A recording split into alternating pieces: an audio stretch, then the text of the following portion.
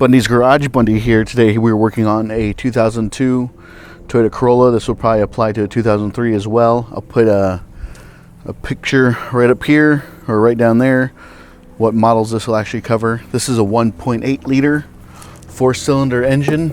What we did today, and I've already done the repair because they got to get out of here for work. She has to get out of here for work, but we did the Serpentine belt, the accessory drive belt.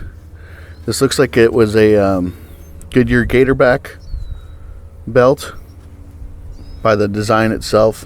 This looks like a Gatorback. See all those cracks? That is a sign that this belt has seen its last days. You can also see right here on the side as well. A lot of cracks in this belt.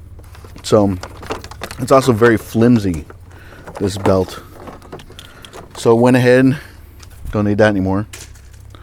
Went ahead and installed a new Gates Serpentine belt, accessory drive belt, S belt, you can call it. It's better if you do this repair when the engine is cold.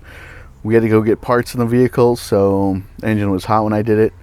Did it in about 10 minutes, 15 minutes. If you have a floor jack, that's even better, but one thing you need to do to get good, easy accesses to this is go ahead and take this front cover off. There should be 2 bolts back here, but for whatever reason they're gone. So I'm just taking these 2 10mm nuts loose. So get that out of the way, pull that up, pop that up, get that out of the way. Another thing you're going to need, this is not necessary, but it helps out a lot, is this tool. Is specifically designed for loosening up the tension on tensioners for accessory drive belts, Serpentine belts, S belts. If I remember correctly, this is a 14mm, and on this side it's a 19mm. You can see it's a 12 point, but it is a little bit deeper as far as the socket goes, just so that you can get on the tensioner for the drive belt that much easier. Another option is you could try to use a standard 19mm wrench, any kind of wrench, but right here I have a 19mm, 17mm, 0 offset wrench. As you can see, it's straight. Typically a wrench on the box end will go at an angle, but this is straight on, and it has a little bit more of a lip, so you can grab the bolt that the tensioner hangs onto. I'm sorry, this video does not show you how to actually do the repair or changing of the belt. A good practice to do, what I did before I changed the old belt to the new one, is I went in there just looking at the belt and the setup, the alternator, the crank. I went ahead and I made a diagram. Sorry for the crude penmanship. Right here, this is your alternator. These are 2 idler pulleys, it looks like, AC crank, and I just drew a picture of where the belt should go, so that way when I put the new one on it, I know exactly where it goes.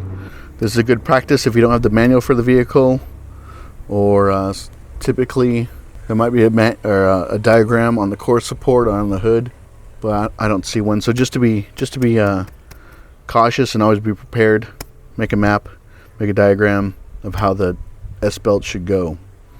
Alright, so on this 1.8 liter, on this Toyota Corolla 1.8 liter, the tensioner is actually back in this area right here, okay? Passenger side, if you're in the US, of the vehicle. So right back here, see if I can get a shot of it for you. This assembly right here is a tensioner. This is the piston inside the tensioner that puts tension onto the belt. This nut right here is a 19mm, and that is what you use to loosen up the tension on the belt itself. So I actually used the specifically designed tool for belts, but here I'm showing you, I'm grabbing the 19mm 0 offset wrench. As you pull forward towards the core support, towards the radiator, that's what loosens up the tension. So as you can see, I'm trying to loosen up the tension right here.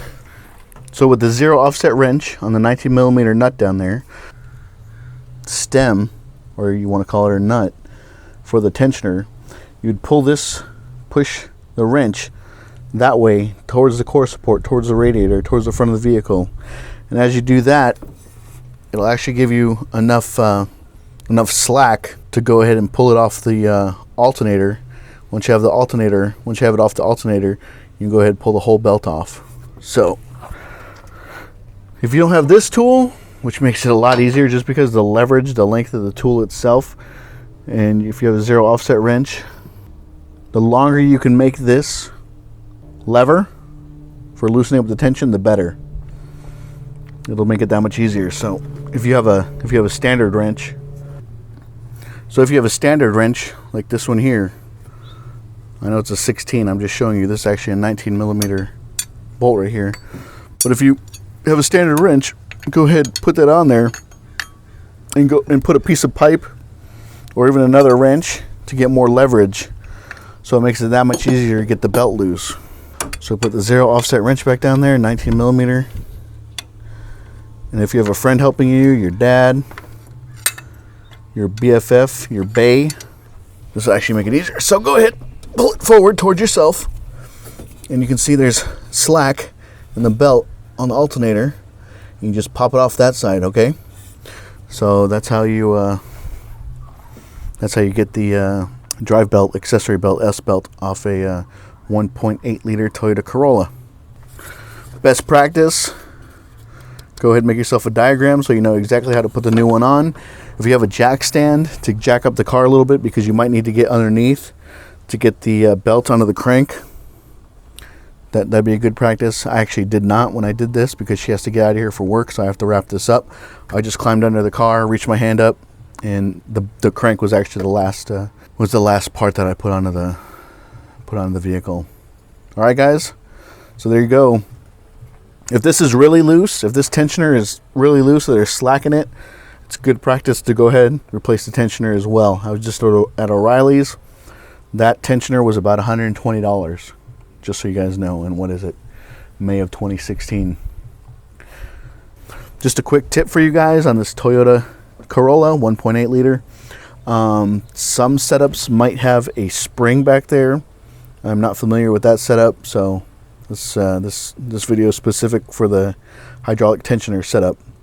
If you found any of my videos helpful, please consider subscribing to Bundys Garage on YouTube. Questions, comments, concerns, you can email me at bundysgarage@gmail.com. You can also follow me on Twitter at Bundys Garage and check out my website as well. And like always, I'll keep them rolling for you.